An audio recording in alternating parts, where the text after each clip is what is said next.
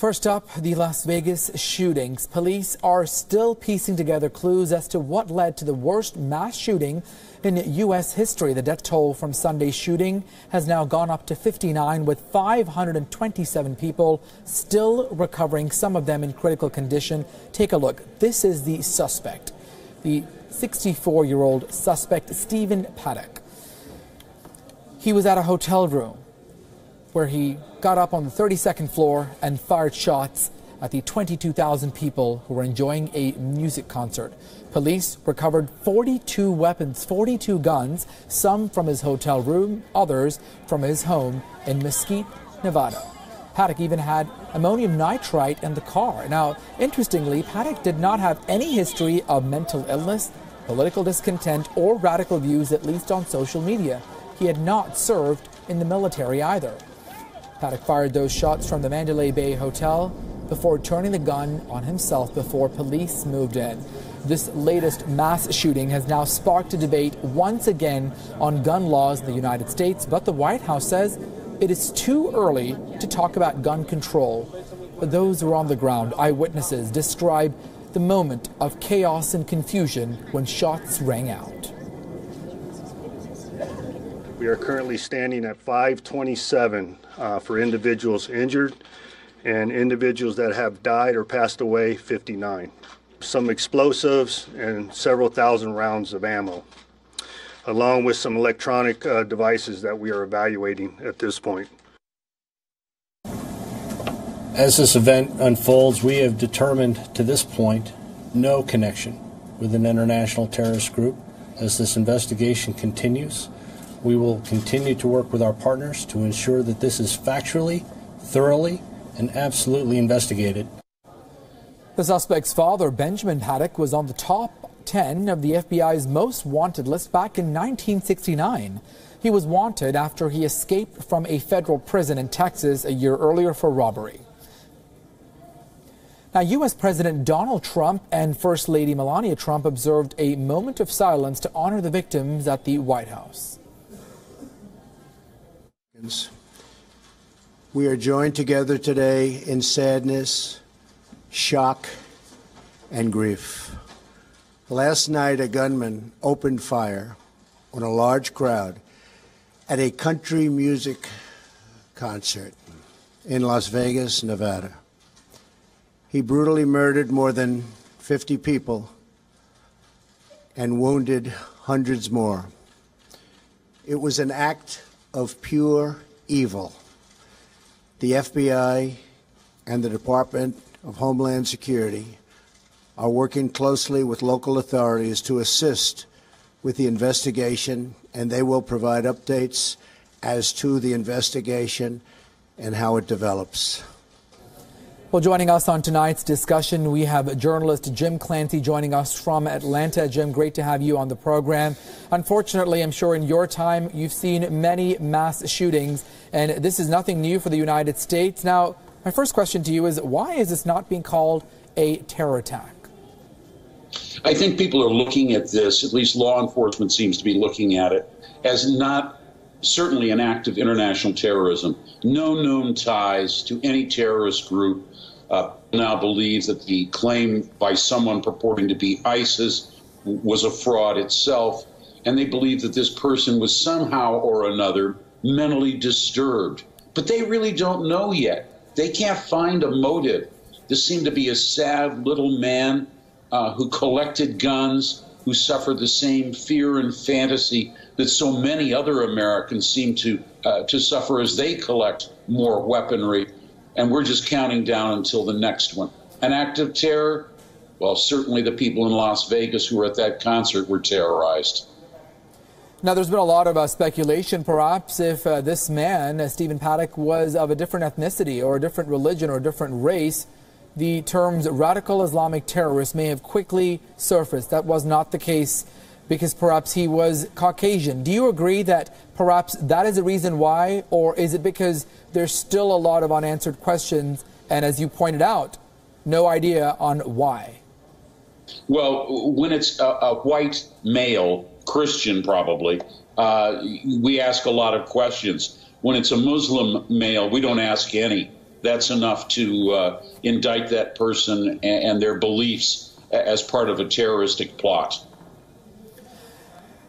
And Jim, let me also ask you, when it comes to hotel security, I mean, how was it possible that this suspect was able to bring in that many guns? We understand that he was checked into that hotel, the Mandalay Bay Resort, last Thursday, but still such a large amount of weapons and ammunition that he was able to pile up there at that hotel. Obviously, whatever he had in his home is what he does in his own time. Whether that was his, whether it was given to him, whether it was stolen is a separate issue. You know, we sort of digress. But the fact that he was able to bring in that much ammunition, and then the smoke detector was what apparently went off, pointing police there. I mean, that also begs the question, should hotels and public places like casinos do more to prevent guns from entering their premises? Well, he brought them in. He booked that hotel room, I believe, far in advance. Number one. Number two, he brought in that weaponry over a period of days inside suitcases. Wouldn't have alarmed anyone. There is literally nothing that the hotels could really be doing other than making all of their guests come through a metal detector, searching their luggage as if they were going on an airline flight. That would be the only option there. And once he gains that high altitude, very hard to pinpoint him. As you say, he was only fingered really by the smoke detectors that went off just from the sheer amount of exhaust coming out of the weaponry that he was firing, pouring fire down on those helpless concert goers. You know, at that high angle, you know, people were yelling, "Get down, get down." You can't get down. You can't get away from it. That angle of fire is certainly one of the things that has led to this staggering toll of dead and wounded. Such a gruesome scene to sort of digest and take a look at those innocent lives. They're all of them enjoying their time at that country music concert in Las Vegas. Jim, we'll come back to you in just a minute. Let's also now shift our attention on gun violence, which of course is back in the spotlight once again after this latest mass shooting in Las Vegas. More than 11,000 people are killed by guns and more than 23,000 people are hurt every year. In fact, in just the 9 months of this year alone, all of this according to Gun Violence Archive, a nonprofit group in the United States. Now get this, in the last 275 days of this year, the United States can count 271 mass shootings. That's almost one a day. But neither American politicians nor the media have shown any sort of urgency towards tackling the issue of gun control. Here's a report.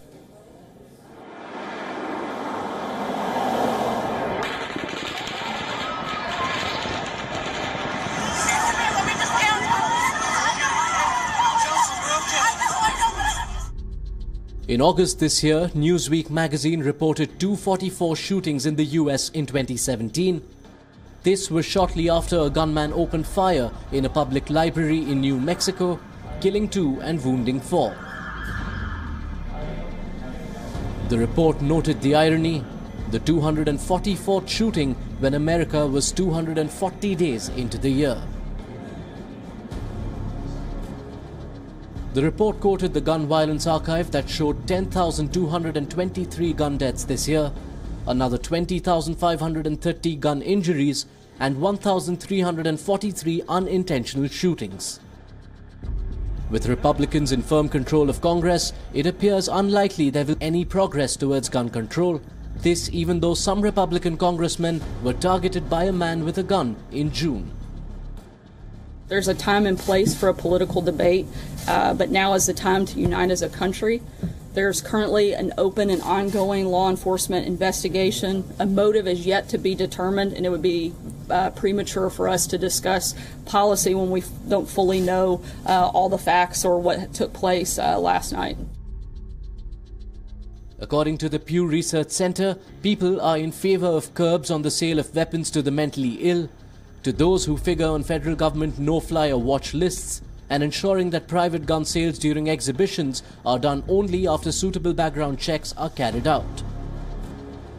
But whatever the public may feel, Republicans and Democrats seem more preoccupied with other issues, such as whether concealed guns should be allowed and allowing teachers and officials to carry guns in schools. Even the media has been faulted for ignoring gun violence when it involves African Americans. Many say gun violence is a raging health epidemic, but the way in which the media covers it suggests double standards. Bureau Report, WION. All right, let's bring Jim Clancy back into the conversation. Jim, why is it that we continue to see a slew of shootings in the United States? I mean, those stats really speak for themselves. 273 shootings already this year, and 275 days have passed. I mean, when is enough is enough? Well, never. That is the view of the NRA. This is the price of freedom, in their view, the freedom to carry and to own firearms. It's all part of this fantasy. It's fear in a fantasy, the fear that the others are going to come into the white suburbs, and one way or another they are going to take away all that has been accumulated, and you must defend your home and family against it. And the fantasy of the American hero who, after all, is very well armed. These people see themselves as somehow more patriotic, somehow more loving of God and family than others, because they are willing to stand up for them and fight for what is theirs. But all of this ends up in very sad ways where people are then enabled, first of all, the most gun violence, the most deaths every year from suicides. It enables people to take their own lives. The suicide rates in other countries have dropped by half when they instituted more gun control. The United States, though, unlikely to follow it. And don't blame just the Republicans. It's the Democrats, many of the Democrats as well. The ownership and the use of weaponry in the United States is deeply ingrained. It's going to be very difficult to overturn. You know, if going into a school and shooting elementary-aged children isn't moving the Congress, certainly even attacking a country western concert in Las Vegas isn't going to move them either. We sit and we watch the carnage and wonder, when will we wake up? And when will the next record be set for the worst mass shooting in American history? And that's the surprising question. I mean, you know, we see this time and time again, and it seems like the media knows what to do. The police know what to do. It's pretty much the same story, just a new city, a new suspect, and a new incident, and unfortunately different victims, sadly, paying the price of this. I mean, what do the politicians need to sit down and do, whether it's Democrats or Republicans? It really seems like it is high time that the United States really gets a grip when it comes to Las Vegas or Orlando or Newton or Newtown or Aurora, you know, any of these cities, because it just keeps happening time and time again. Right, and we expect that, you know, the model of this killing spree will probably be repeated by someone else. There's something sad and sick about the individual who believes that, you know, there's no meaning to my life. I will give it meaning by, again, this heroic image of the American male that is heavily armed and somehow taking all of these others out with them. If that's not terrorism, you know, I don't know what is. What is going to motivate and move the Congress to pass these gun laws? We don't know. You know, the modifications to those semi-automatic weapons that allowed him to pour so much fire into that crowd were both legal. They were legal on both of the guns. Why does anyone need that?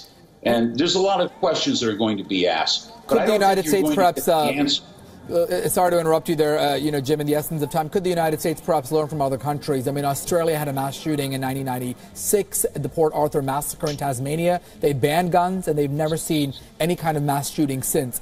I've lived in the United States for almost 20 years. Almost every year we see something like this. And again, we keep having these discussions, but what really is going to solve the problem? Oh, they're becoming more frequent.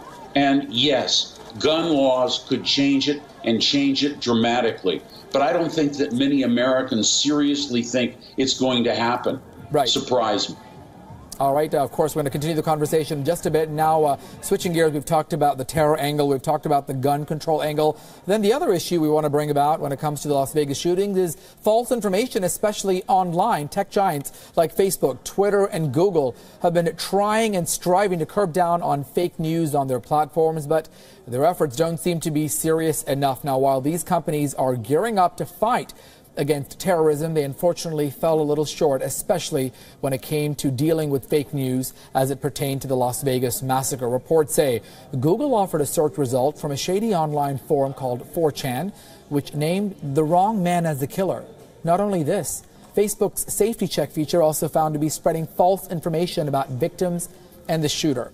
Twitter, on the other hand, displayed rumors and false information about missing individuals. These tech giants and their emergency services are sometimes helpful, but unfortunately, in situations like this, they do more damage than good. Jim Clancy, let me bring you back into the conversation again. These tech giants, people turn to social media. That didn't exist perhaps 20 years ago. You have at your fingertips Twitter and Facebook and Instagram and Google, people using good features like the safety check. But of course, it also implicates innocent people and creates hysteria online. I saw the Las Vegas Police Department saying, stop recording, stop live streaming, stop doing this. You're hurting the investigation process. Perhaps the perils of technology. What do you have to say? Well, I think I watched some of it online several hours after this. We all woke up here on the East Coast of the United States, excuse me, to see this unfolding. We saw the fake victims, some of them porn stars, other individuals. There's no way to stop the trolls. We have now come to expect them. Social media, I think, was a place where people had an outpouring of grief. And for that, it was good. The trolls, we've come to expect it. And as we sort of wrap up this discussion, I want to quote former presidential candidate Hillary Clinton. She says, quote, "Our grief isn't enough.